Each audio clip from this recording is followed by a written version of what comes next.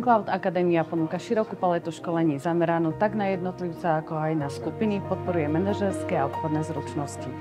Je zameraná samozrejme na efektivitu, čo zvyšuje aj samotnú produkciu. Tak Akadémiu FinCloud vnímam ako jednoznačne kľúč k úspechu. V prvom rade kľúč k úspechu samotnej firmy, potom kľúč k úspechu jednotlivým spolupracovníkom, ale hlavne kľúč k úspechu samotnému klientovi. Pretože bez úspešného klienta nemôže fungovať úspešná firma. Veľmi pozitívne. Keď pred 2400 rokmi založil Platón prvú akadémiu na svete z Aténa, tak netušil, že prežije jeho myšlienka 2400 rokov.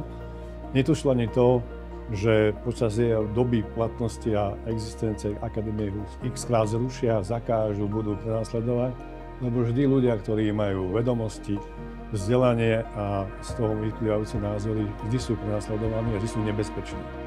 A preto si myslím, že akadémia je základ každej spoločnosti, lebo sa tam stretávajú ľudia, ktorí si majú čo povedať, chcú si povedať veci a len preto, aby sa navzájom vzdelávali a boli lepší ako ostatní na trhu. A dnes, keď je na tom trhu skoro všetky podmienky sú podobné a rovnaké, tak tá akadémia si myslím, že bude rozhodujúca a bude to, čo robí tú našu spoločnosť najlepšiu. Ako mi môže pomôcť FinCloud Academy v nábore? Je to obrovský benefit FinCloud platform, nakoľko nielen lídrom, ale aj novým kolegom vedia ľudia z centrály odozdať svoje dlhoročné skúsenosti a poznatky.